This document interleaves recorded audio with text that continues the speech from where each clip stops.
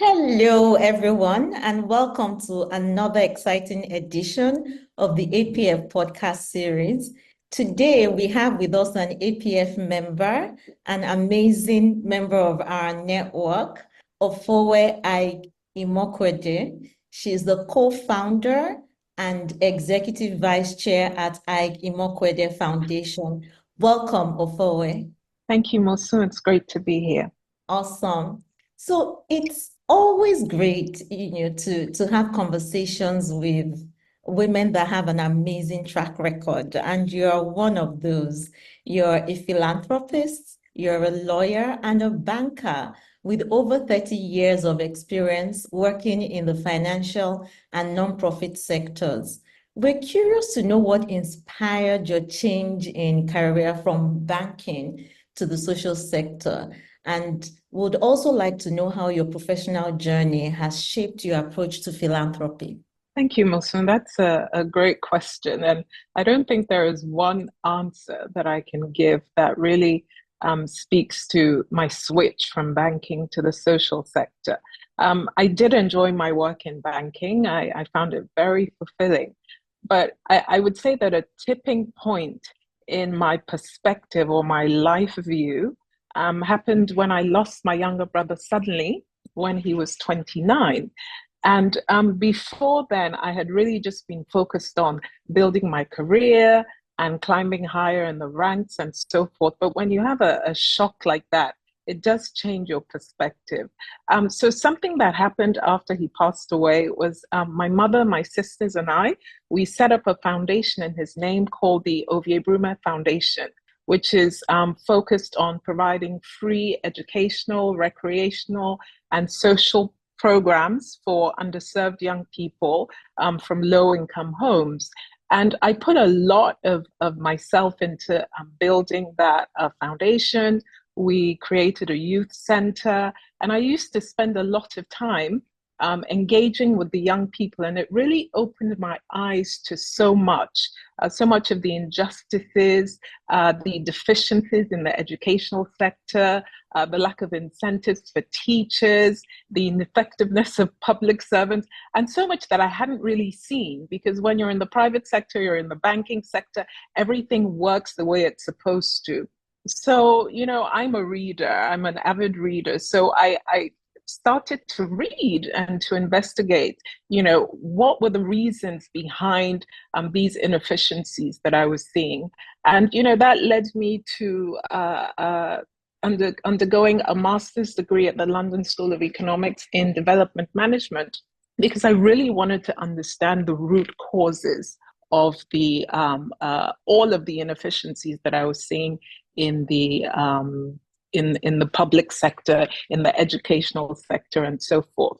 And so I would say that that was really the tipping point. I really realized that a lot of the skills that I had built in the banking sector, and I have a master's in business administration, and all of that could be put to good use, doing something about all the problems that I was seeing in the educational and public sectors.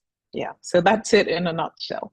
The loss of a loved one is always an inflection point in the lives of people, and we hear a lot of such stories within the APF network. I'm familiar with the Ofovwe Aig-Imoukhuede Foundation, and it's been around for quite a while. I'm sure it's over 2 decades now. And Yes, 22 years this yeah, year, I would say. yeah. Yeah. And it's the work has been impactful. Thank you for bringing your knowledge from the banking sector and as a lawyer into the space, because it's an important sector that fills gaps that we have in just not in our country, but also on the continent. And so you did all of this, and then you moved on to start this foundation, Aig-Imoukhuede Foundation, alongside your husband, Aigboje Aig-Imoukhuede. And your primary goal is to improve the lives of Africans through transformed public service delivery and increased access to quality primary health care. I think you already began to share some of it, but would like to hear more about what informed the strategic decision to focus in these specific areas? And also, what has your impact been so far? I know it's a young organization, but it's already doing great work. I would like to hear about that. Thank you very much. So yes, it is a young organization. The Aig-Imoukuede Foundation itself was founded in 2020, but we actually started on this trajectory in 2016, back in 2016. So we're really 8 years old, I would say. And yeah, the decision to focus on public sector transformation and healthcare is something that we have to explain to a lot of people because they really don't understand it. And, let's think about what the characteristics of a developed society are. It's good healthcare, good educational system, functioning infrastructure like electricity and good roads, and so on and so forth, that allows the private sector to thrive, and that can lead to economic development. And central to all of these things is a functioning public sector. Research has shown a correlation between how advanced socially, economically a country is and how efficient the public sector is. And I sort of take the analogy of a basket. So there's lots of funding going into healthcare, going into the educational sector, going into various sectors. But if you don't have a solid foundation, a good public sector with effective public servants to help drive policy, manage resources, and help to implement, you're basically pouring water through a basket. And it's not achieving the goals that it's supposed to. So, that's really our focus, our theory of change, that the public sector, a functioning public sector, is crucial for a functioning society. And in terms of healthcare, our intervention in the healthcare sector is really based on the understanding that you have to have good health to be a citizen that can engage in the economic sphere, engage even in the healthcare sector, in the educational sector as a young person. You have to be healthy to participate, to contribute to your country's development, to grow old and become something that people can be proud of. So that is why we also intervene in the healthcare space. But in terms of what we do, how we work with the public sector, first of all, we support public sector reforms. We help to identify what actually needs to be done, and then we empower civil servants to develop the plans, the implementation plans, and then to actually execute them properly. So there's a plan called the Federal Civil Service Strategy and Implementation Plan that basically encompasses all the reform efforts of the civil service. And we helped to develop the very first one. That was developed in 2017. We brought in consultants to work with the civil servants to come up with that plan. That plan ran till 2021, and we also had input in the development of the second plan, which is running till next year, till 2025. And so what we do through those plans is that we help the civil servants build their capacity to actually implement. We provide them with technical support, project management support, and most importantly, capacity building, because we feel that is an area that has been really neglected. You can't expect public servants to have so much responsibility, providing goods and services, formulating policies, and so on and so forth, if you don't train them properly, if you don't provide them with the right incentives, if you don't pay them properly. So we work hand in hand with the civil servants to identify capacity gaps, and then we help to close them. We have a partnership with the Blavatnik School of Government, at the University of Oxford, and we run an executive training program. All of this is free, by the way, for the best public servants, where they're trained in leadership, they're trained in how to work with integrity, and where they develop projects, change projects that they go and implement in their different ministries, departments, and agencies. Then we also do research.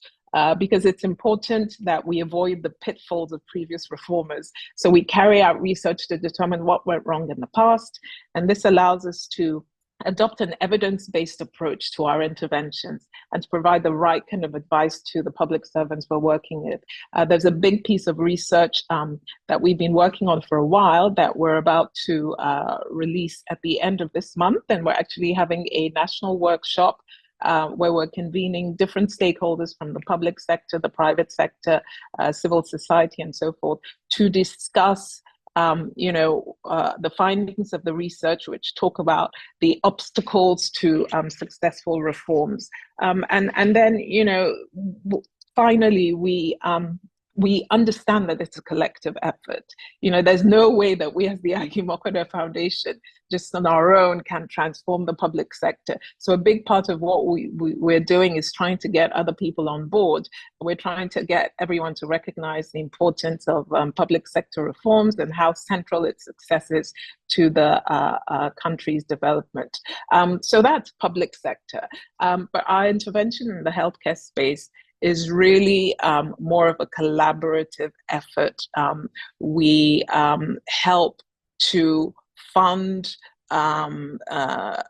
entities who we feel are doing great things in that space. One of our key partners is the Private Sector Health Alliance of Nigeria. And that provides a collaborative platform for public, private, and philanthropic organizations to improve healthcare outcomes in Nigeria. And one of our key programs is the Adopt a Healthcare Facility program, through which we hope to establish at least one world-class primary healthcare center in every local government area in Nigeria. So I would say, we've been doing this for a little bit, and we have had quite a bit of success, enough that it spurs us on to want to do more. We've trained over 169 public servants through our Public Leaders Program. We also offer public servants a scholarship to attend the University of Oxford to undertake a master's in public policy, and we have given out 32 of those. I think in total, we've spent more than £3 million in training these public servants.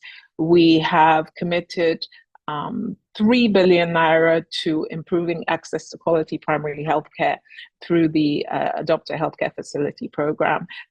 In terms of the work that we are doing with the civil service, we have successfully facilitated the digitalization of the Office of the Head of the Civil Service of the Federation, and we are working to ensure that this digitalization is spread across the entirety of the public service ministries, departments, and agencies. We help to create a template for digitalization and are actively working with some of the ministries themselves. And of course, we helped to the Office of the Head of the Civil Service to get ISO certified, and are working with Servacom to ensure that the gains from this ISO certification are also spread across the entirety of the public sector. So, we're doing a lot of things. And I would say because our work is very long-term, we can point to some wins, but our ultimate goal is to see a transformed civil service and a more efficient public sector. And so, this is going to take us a while to do, but the impact that we're seeing has been amazing. And we are very fortunate to have the support of some key permanent secretaries who we work with very closely. The head of service has been brilliant, because really it is through her leadership that we have been able to achieve so much. Yeah, thank you. It is going to take a long time, but you are off to a great start. That is impressive. I certainly wasn't prepared for that. And I would say that, we hear this a lot in our space. If we're thinking of scaling or addressing root causes, we have to work with government. And collaborations and partnerships are also pretty key in moving fast and addressing some of the deepest or some of the deep issues that we are faced with as a continent. And that leads me to my next question, which is really around how we can collaborate better. APF is a strong network of members, and as you know, our membership spans the entire continent. And as we interact with them and have conversations with them, either on a podcast or just at our events, collaboration continues to be surfaced as a key driver in the success of the work that they do. And from what you just shared, you seem to have cracked the nut when we talk about collaboration. You're collaborating pretty well across board with government and the private sector and, with relevant stakeholders in this space. What would you say are key ingredients that are required for building successful partnerships? And would also want to know some of the lessons you have learned. And did you have any experience that you thought, we could have done that differently, and this is how we would approach it next time? Yes, I mean, I think right from the start, we recognized that the task that we had set for ourselves was too big, and we could not accomplish it on our own. So partnerships is central to the work that we do. In terms of our work with the public sector, we very much see ourselves as partners working together towards a common objective. And I think, there's a lot of mistrust at least from the public sector, because, consultants come in and they think they know everything and they just don't, stop to understand the perspective of the civil servants themselves. But we very, very early on adopted the approach of we don't know everything, and we want to work with you to understand exactly what you're going through and then help you come up with ways to make your work better and your lives easier. And so I think that approach was something that enamored us to them, and because we were very open, we didn't have hidden agendas, as it were. We were able to gain their confidence quite quickly, and credibility as well. You see, the thing is that we are so passionate about building a better public sector, and we want to carry everyone along. And I think that reflects very much in everything that we do, how we engage with people. And yes, so I think, being open and being transparent has been central to our success in partnering with the government and with the private sector. In terms of our engagement with the public sector, let me just use our partnership with the Office of the Head of the Civil Service of the Federation, for example. We're very intentional about documenting what it is that we want to achieve, about putting down in writing the expectations of both sides, of both parties, and that process at the start can take a while, but I find that it does help to circumvent any problems that may come up during the actual work itself.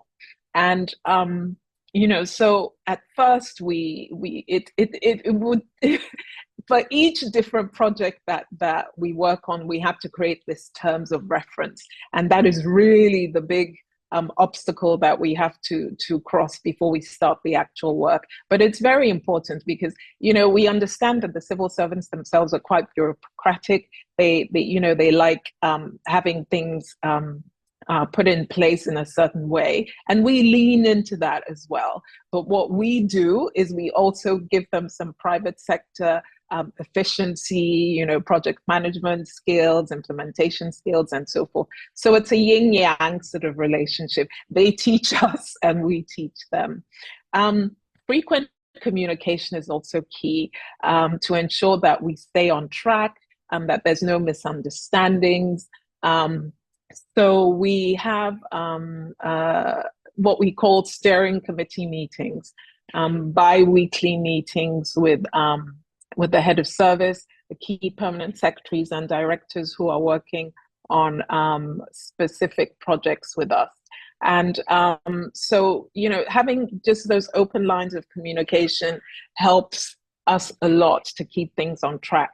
You talked about what we would have done differently. I think that we learned very quickly that if we do not have our objectives sort of laid out immediately, if we do not have a plan that we're working towards, if we don't have timelines and so forth, that things could very quickly spiral out of control. So that is why we're very, very intentional about crossing our T's and dotting our I's right at the beginning of the collaborations, making sure that we have a signed memorandum of understanding in place, and just, you know, all the documentation that will help us navigate the project implementation itself well. Something that I also had to learn very early on is that, you know, the civil servants are different. They're not the same as the private sector. So you have to accept them for who they are, and you know, work with them, lean into their systems, as it were, and gradually help to move them from the positions that they're at to where you want to go. I think if you go in all guns blazing, thinking you have all the answers, wanting to change everything immediately, they will quickly shut down and not engage with you. So we're on friendly terms with them, and we don't try to make them into what they're not, but we gradually build their capacity to see our perspective and our points of view. There are many, many excellent civil servants. We have very, very many examples of brilliant civil servants who have accomplished so much with us over the years that we've been working there. Yeah. Thank you so much for sharing those lessons, and also for that shout out to great civil servants out there as we work to do more and transform the system. Quite a number of APF members are either looking to work with government or are already working with government, and these tips will certainly be helpful to them. Going further, you already started sharing about your work in health, and I just think we should share a little bit more in this conversation, because obviously, if we're talking about transforming Africa, we need a healthy population, right? And the COVID pandemic certainly showed how fractured our health systems are, not just in Nigeria, but across the continent. How are you working with stakeholders to improve the health infrastructure in Nigeria and other parts of Africa?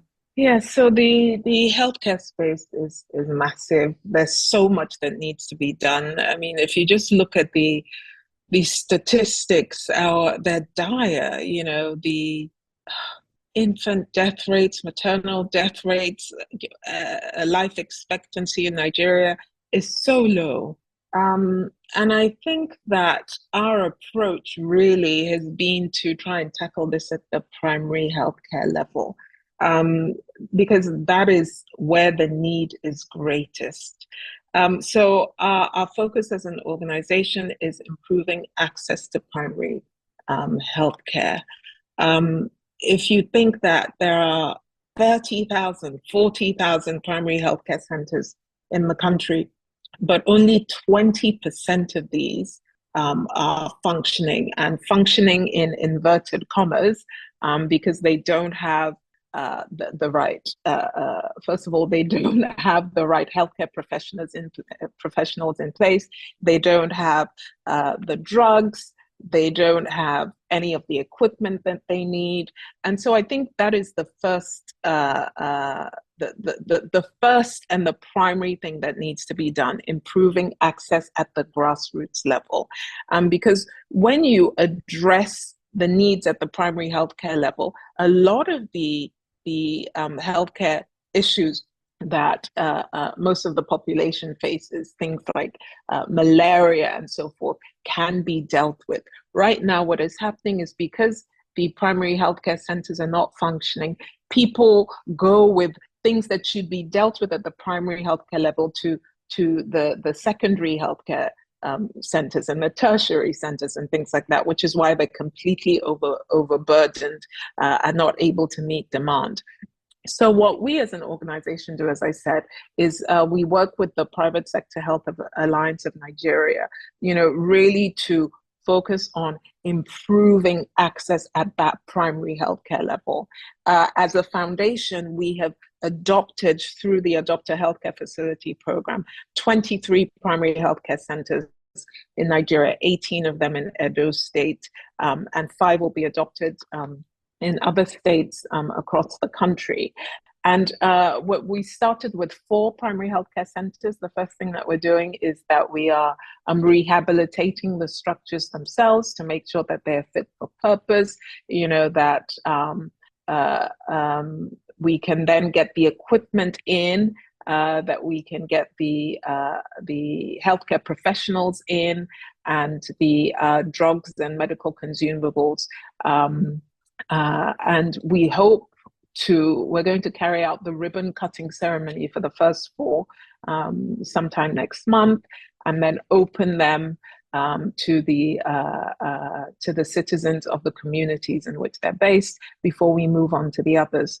And it's important that we do this because we're signaling to the government what is possible when a primary healthcare center is properly resourced, has the right healthcare professionals in place, because this proof of concept, what we're trying to show is that our healthcare outcomes will be transformed. So this is a 5-year pilot, and obviously we take data along the way, and our goal is to transform those communities so much over the period in which they are adopted, set in place structures that the government can really sort of step in and take over. And we're not doing this on our own. We're working hand in hand with each state primary healthcare development agency. We're carrying them along. We're building in the National Health Insurance Scheme into all these primary healthcare centers to ensure that these transformed primary healthcare centers are sustainable even after the adoption time ends. And as I said earlier, our goal is for 1 functioning primary healthcare center to be adopted across all of the 774 local government areas in Nigeria. So we as a foundation have adopted 23. There are other foundations and individuals, philanthropists who have adopted some, I think, in Delta State. There's 1 in each local government in Delta State, in Kano State, in River State, and so forth. So I think to date, over 223, I think, primary healthcare centers have been adopted. So we have a ways to go, but we are constantly engaging with the private sector, with other philanthropists, and with individuals, to support this Adopt a Healthcare Facility program, because it really is a way to drastically improve healthcare outcomes at the grassroots level across the country. Yeah. Thank you so much for sharing. And as we're beginning to round up this podcast, I want to talk about you and your husband. You are such a power couple, and you're a great example in the philanthropic community. I do not believe I've ever seen you apart at any philanthropic gathering. I've seen you several times in New York. I've seen you in Kigali. I've seen you in Nigeria. You're always together at these meetings. What tips do you have for couples in our network that are probably already running foundations together or thinking they want to go in that direction? It's not easy. Working with a spouse is never easy, but I'd say you have to ensure you have a similar vision and that you're equally committed to achieving your goals, understanding that the path may not necessarily be one that is smooth. Once you have that mutual understanding, then it makes it easier to overcome the obstacles that you come across. It's also important to recognize each other's respective strengths and to lean into them. So, for example, in our partnership, Aigboje, I think I tell him that he plays more of a visionary role. He doesn't necessarily agree, but I tell him that he is the one that has a unique ability to dream big. He can see further than most people. Whereas I'm more practical, I'm more down to earth. So I play more of the implementer role, which is why I'm the CEO and run the foundation on a day-to-day basis. So we basically complement each other, I think. He doesn't stray too much into my space and I don't stray too much into his space, as it were. But together, I think we are a very successful partnership.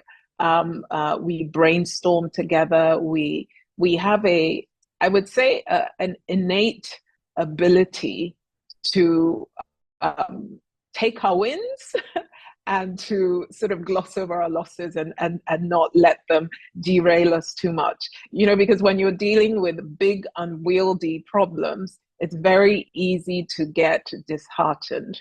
But just the recognition that we know this is a marathon, we know this is a long-term goal. Whatever comes our way, we will deal with it, we will get through it. It actually took us a while to get started in our partnership with the Office of the Head of the Civil Service of the Federation. We signed the documents back in 2017, but it wasn't until COVID in 2020 where real traction began. So I think that, having each other